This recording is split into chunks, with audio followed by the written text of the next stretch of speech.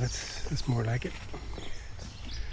These ones are growing on a vertical, looks like a live tree branch as well,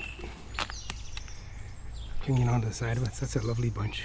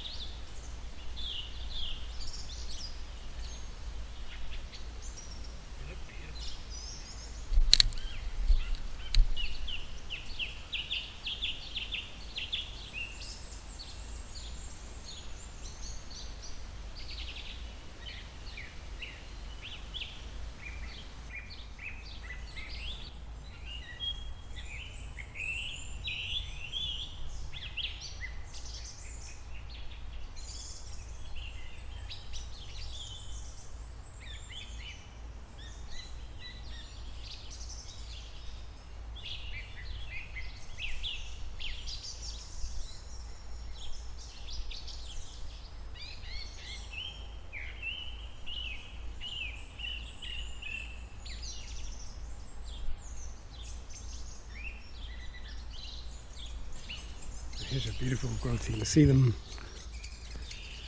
quite a distance. A bright orange colour. Beauties.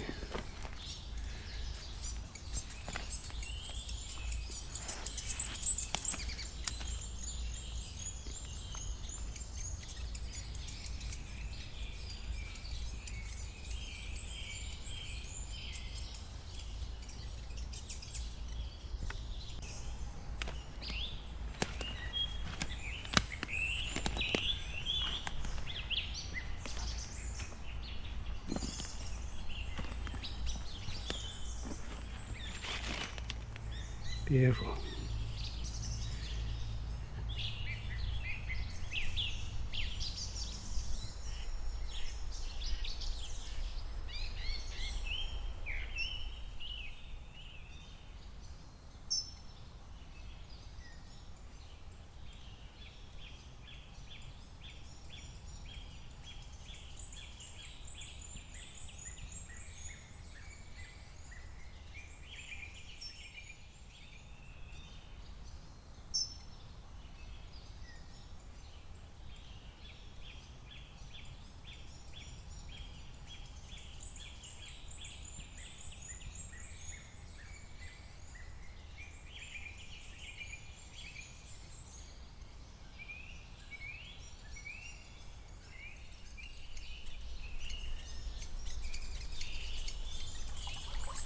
On my way home here, I'm just going to show you this. It's called wild turnip. So it's one of the mustard family.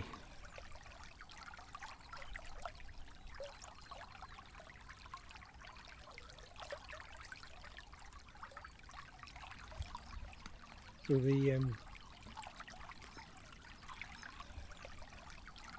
definite peppery, mustardy flavour, beautiful. And the leaves. Even the big leaves are quite good when they're sort of fresh and green. It loves this damp ground along the side of a stream. You can see the bees love it. This is the middle of winter.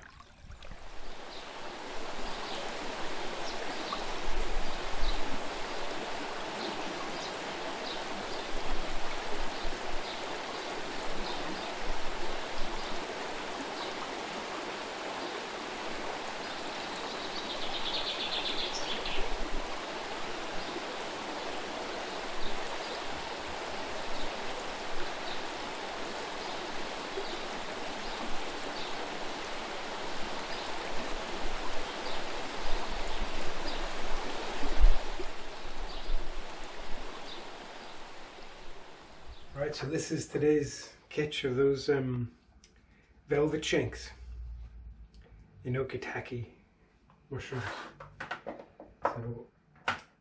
So I've done my spore print last night and confirmed that the spores are white.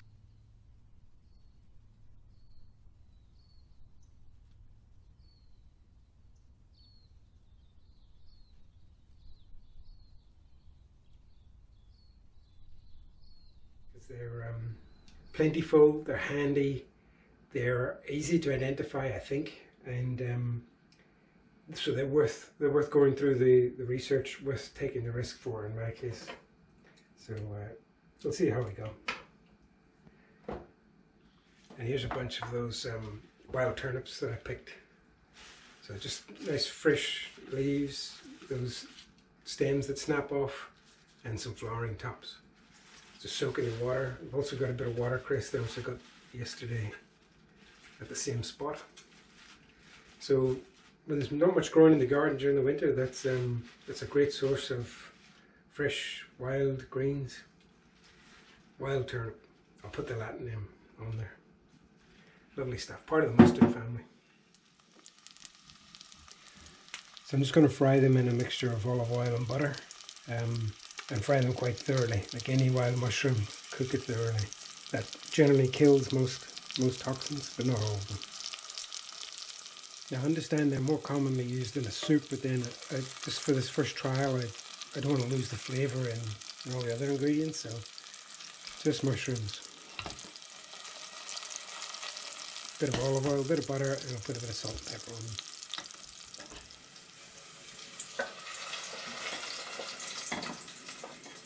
So that's them pretty thoroughly cooked. They look lovely.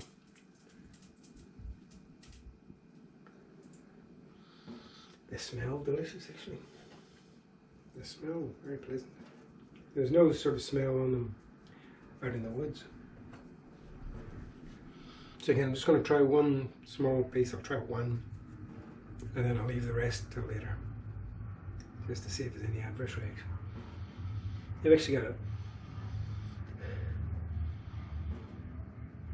doesn't smell like mushroom, doesn't smell like meat. It smells like cooked vegetable. Baked potato, that's what it smells like, baked potato.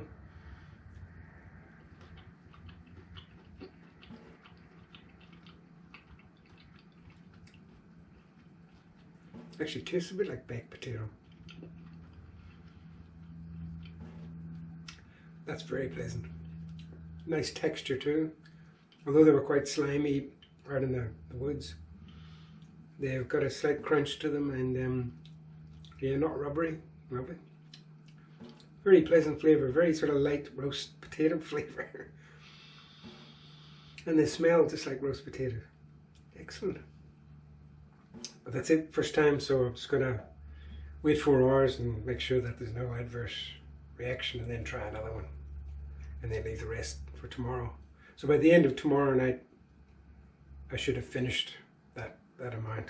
And if there's no adverse reactions, then good as gold, I'll try them again. Excellent, so that's Velvet Shank, Flammulina velutipes, and the Japanese call them inokitake.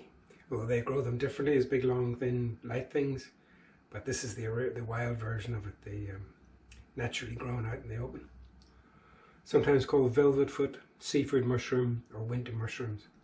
The fact that they're middle of winter and bright orange, you can see them, there's not much else growing around, was a great way to isolate them from other types. White spore print. So so far so good. Let you know in 4 hours time. Cheers.